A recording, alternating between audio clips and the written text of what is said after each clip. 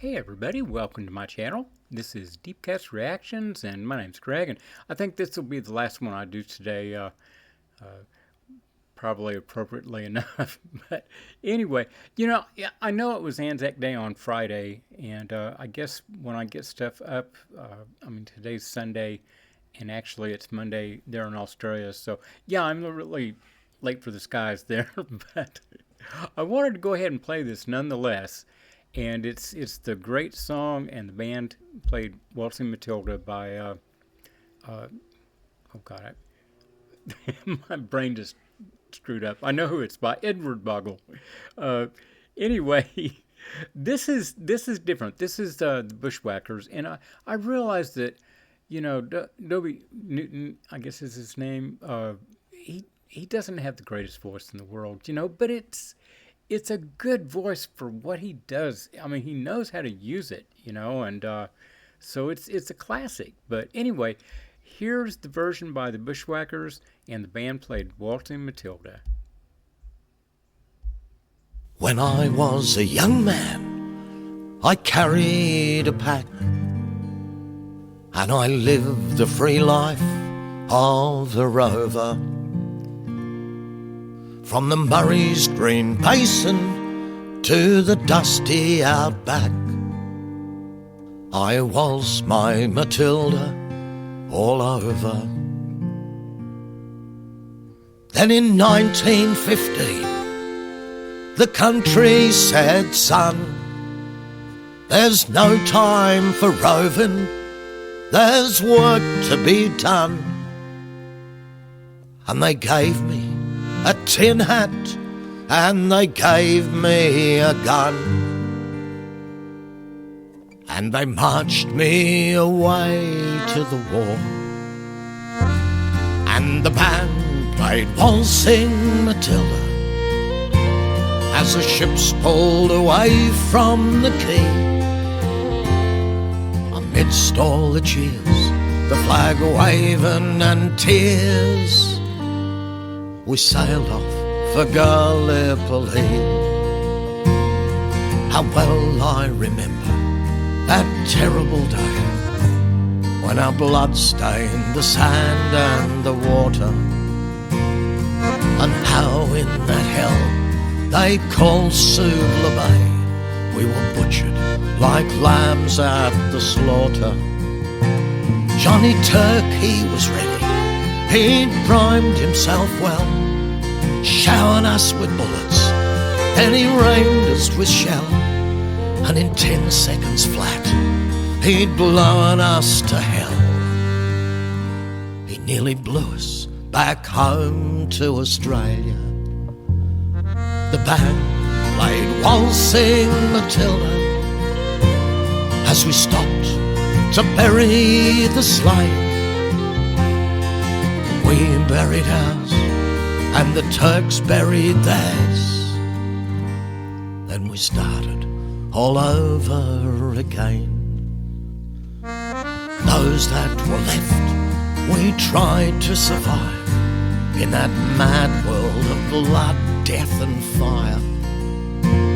And for 10 weary weeks I kept myself alive, while around me the corpses piled higher. And a big turkey shell knocked me arse overhead, and when I awoke in me hospital bed, I saw what he'd done, and I wished I was dead.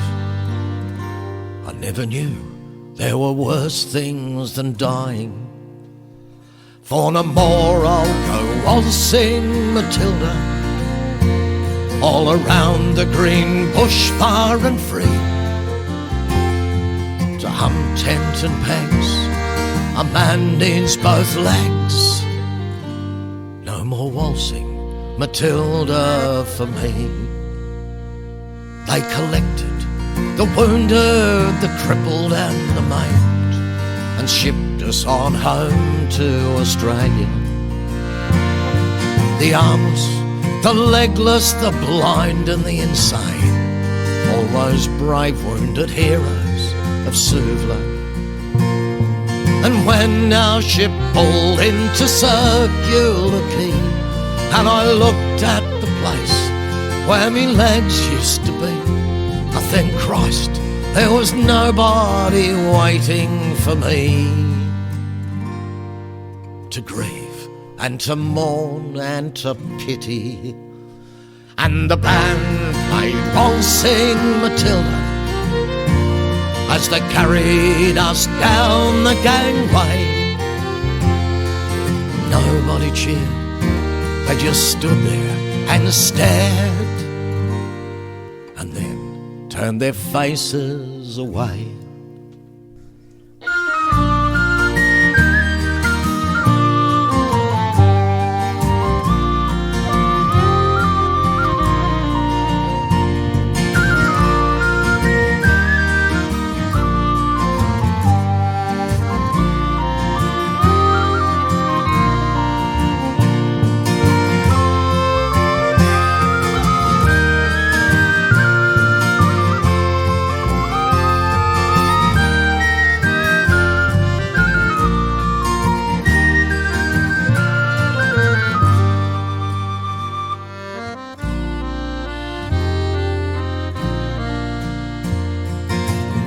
Every April I sit on me porch, I watch the parade pass before me. I see my old comrades, how proudly they march, reliving old dreams and past glories.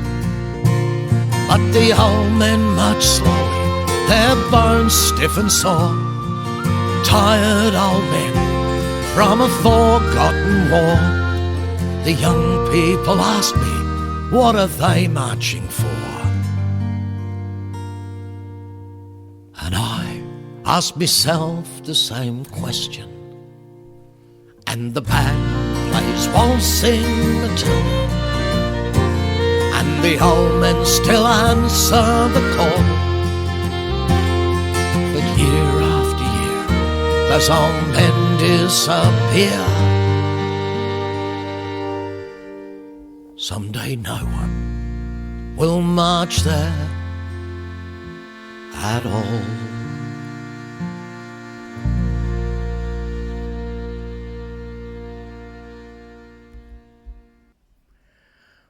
Boy, that was a hell of a rendition of the song, I must say. And yeah, his voice worked real well for that. It's so bizarre, because the song is such a beautiful melody. And the way they were playing it was just, like I say, it was beautiful, and particularly with the Irish bent, with the accordion and the violin, and then when he came in with the penny whistle or whatever you call it, it was beautiful. And then the lyrics, they're describing just utter fucking horror, the horrors of war, and oh God, what an anti-war song. I mean, yeah, there's times we have to, but it's still just the worst. I mean, I didn't go, but I know a lot of people who have, and even if you're not injured, you're not the same when you come back.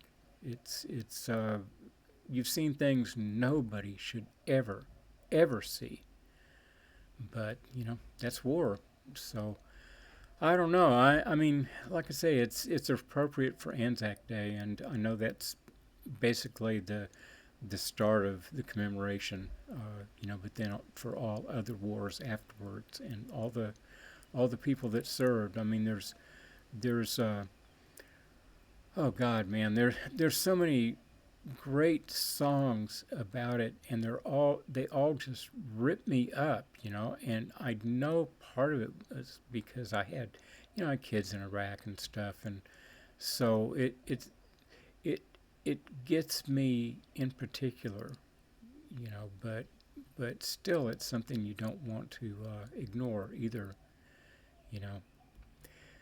I mean, we're liable to be in another one before long. Who knows? Who knows what's going to happen? I've lived long enough to know that you can never anticipate what's going to go on. I mean, over and over and over again. That's been drilled into me that you can't make predictions about the future. You just don't know. Anyway, I hope you all, I hate to say liked hearing that, but yeah, it was so good, so good. So anyway, I will be back tomorrow, and hit like, subscribe, and I know it's belated, but I'm glad that you were there to celebrate Anzac Day, and we'll see you tomorrow. Bye bye.